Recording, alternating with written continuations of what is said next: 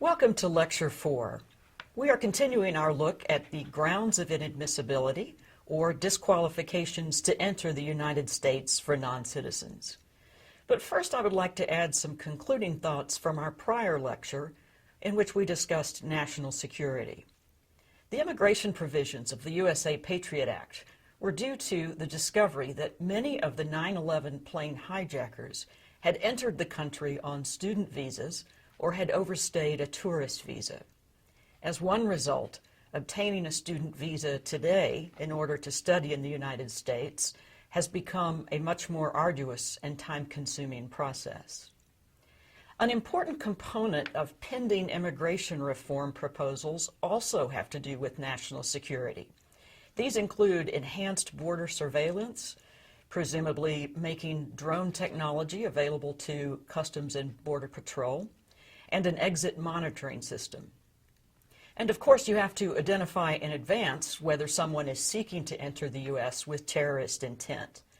These safeguards are only as good as the intelligence permits. But the expansion to membership or association with front groups that may sponsor terrorism has been a very useful tool for the United States government.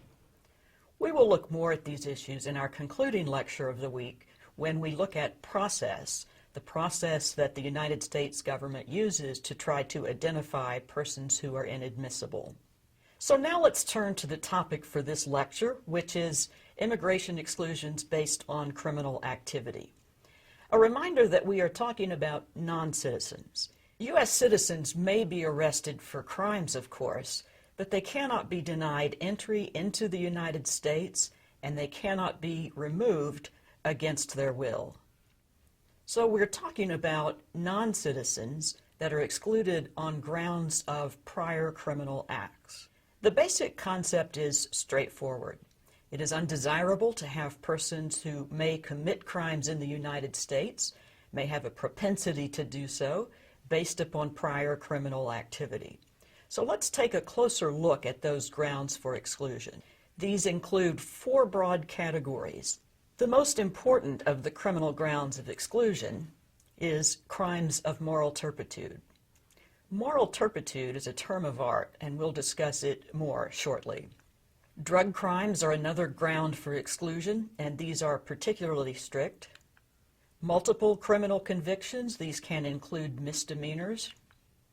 And finally, prostitution and gambling can be among the disqualifying factors. Exploring crimes of moral turpitude, since that's a term many of us will not be familiar with. Non-citizens who have been convicted of or admitted to a crime of moral turpitude are inadmissible. That's the basic proposition. So how do we define moral turpitude? It is not defined in the statute, and it is difficult to define with precision. But I'm going to give you some examples that courts have upheld over the years.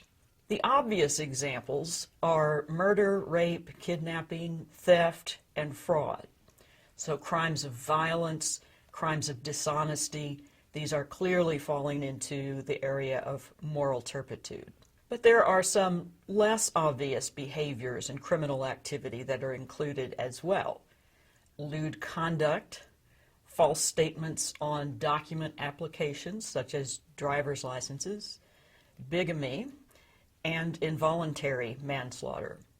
In some cases, there are waivers available that would otherwise bar inadmissibility, and there's also an exception for some crimes that were committed when the prospective immigrant was under the age of 18.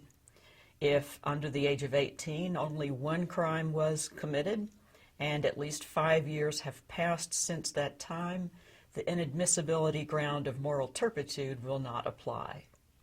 Let's talk briefly about drug crimes. I mentioned earlier that these are very strict exclusions, and I want to go into some more detail. Almost any drug offense, whether you are convicted of it or you have admitted to it, will disqualify you from entering the United States. This disqualification applies to violation of any law or regulation related to a controlled substance.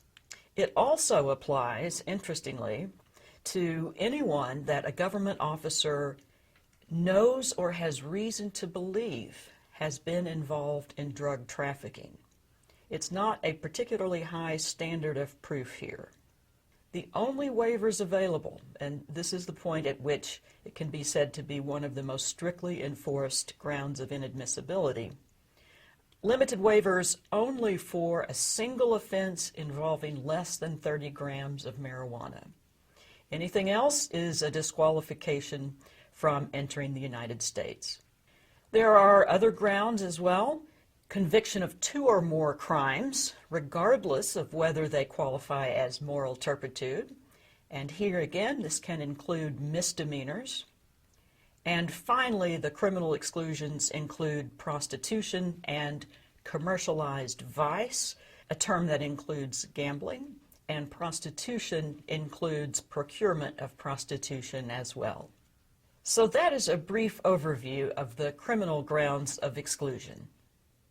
The preceding program is copyrighted by Emory University.